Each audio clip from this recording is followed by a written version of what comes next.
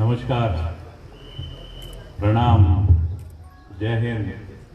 पता नहीं कितने शब्द होते हैं शुरू में शुरुआत करने के लिए, लेकिन यहाँ पे आने के बाद में कल से जो हम इस इलाके में घूम रहे हैं, सोमेश्वर देवता के मंदिर के अभी दर्शन करके आ रहे हैं, और उससे पहले आज सुबह से जो कार्रवाई चली है हमारी, एक अलग तरीके की सोच बन रही है, उस सोच को शेयर करना चाहूँगा। उत्तराखंड देवी देवताओं की भूमि, उत्तराखंड यहाँ पे हिमालय सबसे ज़्यादा बड़ा है। उत्तराखंड जहाँ पे इतनी ज़्यादा नेचुरल रिसोर्सेज हैं कि हम पूरी दुनिया को यहाँ से अच्छा सा सपोर्ट दे सकते हैं। उत्तराखंड जहाँ से भारतीय सेना की दो सबसे तगड़ी फौज की पलटने, आवाज आ रही है ठीक पीछे, तो मैं इसको भी रख लेता हूँ अगर जरूरत पड़ेगी तो। ये उत्तराखंड जहाँ से कि इंडियन आर्मी की सबसे तगड़ी दो सेनाएं, कुमाऊं रेजिमेंट और गढ़वाल राइफल, वो निकलती हैं।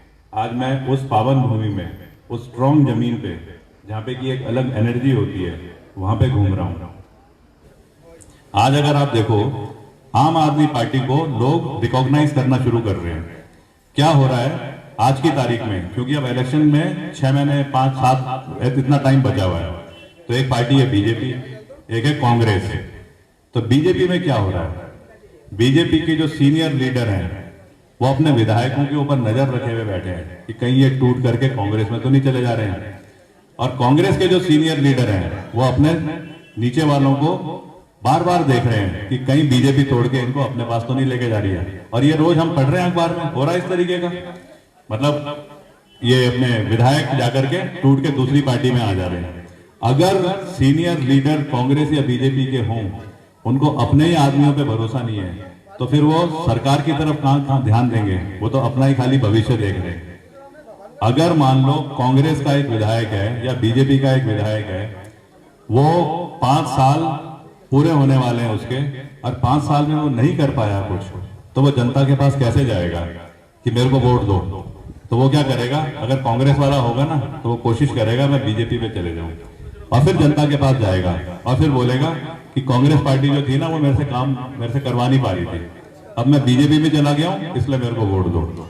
इंडिविजुअल अपने बारे में सोच रहे हैं। हम किसी इंडिविजुअल के खिलाफ नहीं है, किसी एक अकेले आदमी के खिलाफ नहीं है, लेकिन अगर आज सोच ऐसी बन गई है तो फिर उत्तराखंड में कैसे हो सकती है वो चीज? मैंने बेरोजगारी के लिए एक कार्रवाई करी थी। क्या हुआ, मेरे को कोई 3-4 लड़के आए, एक विभाग है बाल विभाग, साहब को बोलते हैं, मेरे को भी बताएंगे क्या बोल रहे हैं साहब? ये साहब, हेलो साहब, जय हिंद, मेरे को भी बताना बाद में, अकेले अकेले मत करो, इसके बाद में। हाँ बिल्कुल, मैं बाहर बात करूंगा आपसे।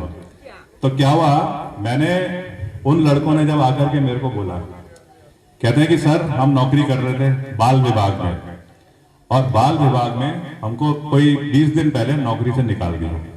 कारण क्या कि जो बाल विभाग है वो अपने डिपार्टमेंट में अगर ड्राइवर की जरूरत है, अगर कोई कंप्यूटर ऑपरेटर की जरूरत है, क्लर्क की जरूरत है, चौकीदार की जरूरत है, चपड़ासी की जरूरत है, तो एक दूसरी आउटसोर्सिंग कंपनी होती है, उसको बोलता है कि तुम ये मैन पावर, ये लोग लेके आओ और हमको दो। तो ये लड़के, ऐसी ही एक आउटसोर्सिंग कंपनी प्राइवेट जो थी, उसका नाम है ए स्क्वायर, लखनऊ की है, उसके जरिए नौकरी में लगे हुए थे बाल विभाग में। अब 8 महीने के बाद में ए स्क्वायर कंपनी हमारे इन उत्तराखंड के लड़कों को बोलती है कि तुम 3 महीने की तनख्वाह हमको वापस करो, और तब तुम नौकरी में रह सकते हो। और तनख्वाह कैसे वापस करो? कैश में नहीं, एक प्राइवेट संस्था है, जैसे चैरिटी होती है, सामाजिक संस्था, कि तुम उसको चंदा दो, डोनेट करो 3 महीने की तनख्वाह। तो ये लड़के दे नहीं पा रहे थे, इनको निकाल दिया, ये मेरे पास आए। तो मैंने समझने के लिए सिस्टम को एक काम करा, मैंने अप्लाई करा नौकरी के लिए। अब मेरे को तो सब जानते हैं, कर्नल अजय कोठियाल, 52 साल की उम्र है, रिटायर्ड हूं। तो मेरे को जब मैंने अप्लाई करा, बाल विभाग ने, ए स्क्वायर कंपनी ने, किसी ने कोई मेरा इंटरव्यू नहीं लिया, मेरे को चेक भी नहीं करा कि मेरे में काबिलियत है कि नहीं है। मान लो मेरे को चौकीदार के लिए मैं अप्लाई कर रहा हूँ और मेरा पाँव भी गायब है, तो चौकीदार तो नहीं बन सकता हूँ। चौकीदार को तो दौड़ भाग भी करनी है, मेरी आंख भी साफ होनी चाहिए, दिखना चाहिए कि कहीं मैं चौकीदार तो हूँ लेकिन मेरे को यही नहीं पता कि अंदर कौन घुस रहा है। तो ये सब इंटरव्यू के हिस्से होते हैं। कोई इंटरव्यू नहीं हुआ, मेरे को मैसेज आया, एक प्राइवेट संस्था है, नाम बताता हूँ उसको। वो जो प्राइवेट संस्था है उसको आप 25,000 रुपए चंदा दो।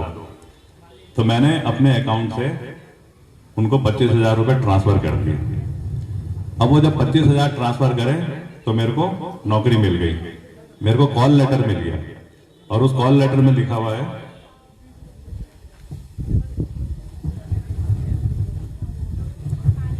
Dear Ajay Kothiyal, security guard Champawat. मेरे को मिली सिक्योरिटी गार्ड चंपावत में, किस ऑफिस में? Women welfare and child development department Uttarakhand. उसमें अजय कोठियाल को ये कॉल लेटर है, ये मिल गया और मेरे को उन्होंने तनख्वाह बोला 8,475 रुपए हर महीने। तो मैं ये फाइल, ये चिट्ठी लेकर के गया विभाग में, वहीं पे दिल्ली सचिवालय, देहरादून सचिवालय में। मैंने कहा मेरे पास एक बंदूक है, लाइसेंस भी है उसका, मैं फौजी हूँ, मेरा एक्सपीरियंस है, तो तुम ना मेरे को थोड़ी सी और चौकीदार की बढ़िया वाली नौकरी दे दो, क्योंकि मेरा एक्सपीरियंस है, हथियार भी है मेरे पास। तो तुम अगर मेरे को 15,000 की कर दोगे तो मैं जो ये यूथ फाउंडेशन चलाता हूँ उसमें मैं शायद और ज्यादा अपना योगदान दे सकता हूँ। तो उनकी समझ में आ गया कि गलती हो गई है। अब इस फाइल में मेरा कॉल लेटर है, इस फाइल में उस संस्था की जो नाम है जिसको चंदा दिया गया 25,000, वो सब कुछ है। इस फाइल में है मेरे अकाउंट से जब पैसे ट्रांसफर हुए, तो क्या लिखा हुआ है उसमें? जब पैसे ट्रांसफर हुए, उस संस्था का नाम है लेट मतलब मरणोपरांत, श्रीमती निर्मला सिंह सेवा समिति, और उसमें मेरे 25,000 का लिखा हुआ है। क्या लिखा है? 25,000। और ये क्या लिखा है? Ajay Kothiyal job for security guard Champawat. Ajay Kothiyal job for security guard Champawat. Champawat में सिक्योरिटी गार्ड की नौकरी के लिए आपसे 25,000 का चंदा, और इसमें पूरा डिटेल दे रखा है। ये जो संस्था है इसका मालिक और जिस कंपनी ने मेरे को ये कॉल लेटर दिया है, वो दोनों का मालिक एक ही है। अब ये सब कागज लेकर के हम गए सरकार के पास में। सरकार ने देखा एकदम से, उन्हें पता तो था ये धंधा चल रहा है, लेकिन अब फंस गए, तो सरकार ने ना कार्रवाई शुरू कर दी। उन्होंने चिट्ठी लिखी, एक्शन इनके खिलाफ, FIR हो गई। अब हमारी मंत्री जी जो यहाँ की विधायक है रेखा आर्य जी, एक बार मिला हूं उनसे, मेरे को लगता है वो जरूर उत्तराखंड के समाज के लिए अच्छा सोचती होंगी। उम्र भी कम है, युवा भी हैं, तो पक्का उनका योगदान भी अच्छा होता होगा। लेकिन क्योंकि ये विभाग उनके अंडर में है, तो अभी कोई 4-5 दिन पहले वो क्या करती है, अखबार को, अमर उजाला को अपना स्टेटमेंट देती है कि ये कर्नल अजय कोठियाल जो है ना, ये ड्रामा कर रहा है। अगर इसको नेता ही बनना है, इसको नहीं आती नेतागिरी, ये लीडर बन सकता है पर नेता नहीं बन सकता। अगर इसने करना ही था तो ये विजिलेंस वालों के पास क्यों नहीं गया? कहती है मेरा नाम है उन्नति शाह। मैंने कहा यस उन्नति। कहती है सर मैं आपको एक गिफ्ट देने आई हूं। उसने ये गिफ्ट दिया मेरे को, ये उसकी गुल्लक है। इस गुल्लक के अंदर 10-10 रुपए के 9 सिक्के हैं। इस गुल्लक को उसने मेरे को क्या बोल के दिया, ये गुल्लक जो दी उसने, ये वो पैसे हैं। कहती है मेरे पास में ये पैसे पड़े हैं, जब मेरा रक्षाबंधन होता है तो जब मैं राखी बांधती हूँ अपने भाई को, तो वो 2 सिक्के देता है। एक सिक्का मैं इसमें डाल देती हूँ, एक मैं कभी अपनी मम्मी से, दादी से पूछ करके टॉफी खरीद लेती हूँ। कहती है कभी मेरी दादी मेरे को एक सिक्का देती है।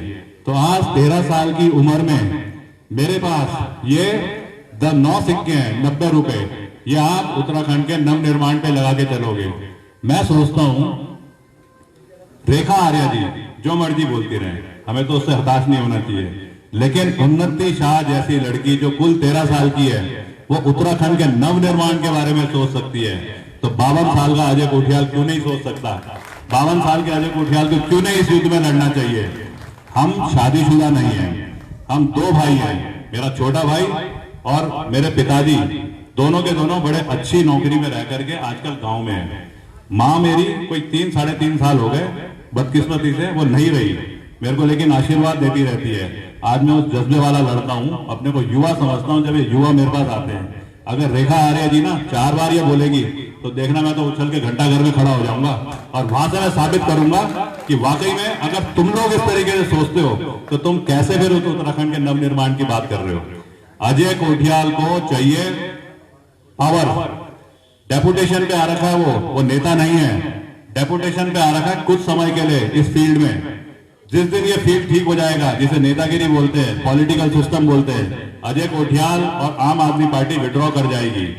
लेकिन पावर में आने के लिए हमें पूरे जज्बे के साथ में, जोश के साथ में घुसना है और उस जज्बे और जोश के साथ में आप सबने और बाकी लोगों को जरूर कन्वे करना है कि उन्नति शाह जैसी लड़कियां अगर यहाँ होती हैं और रेखा आर्या जी जैसे जो मिनिस्टर होते हैं वो ओपनली किस तरीके से चीजों को करते हैं, उसको दूर करने के लिए आम आदमी पार्टी को पावर में लेके आओ।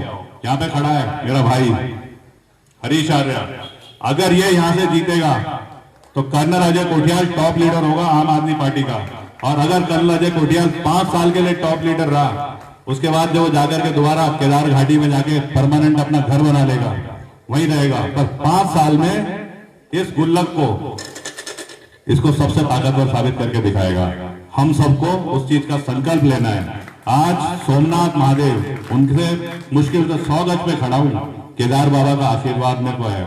आज यहाँ की ताकत में देख करके जा रहा हूँ। आप लोगों के साथ में जो सामने खड़े होकर के मेरे को बात करने का मौका मिला है, उस जगह से वही सोमेश्वर जहां से कि विधायक और मिनिस्टर युवाओं के खिलाफ बोलते हैं, उस जगह खड़े होकर के ये संकल्प लेके जा रहा हूँ। बहुत बहुत धन्यवाद। जय हिंद, प्रणाम।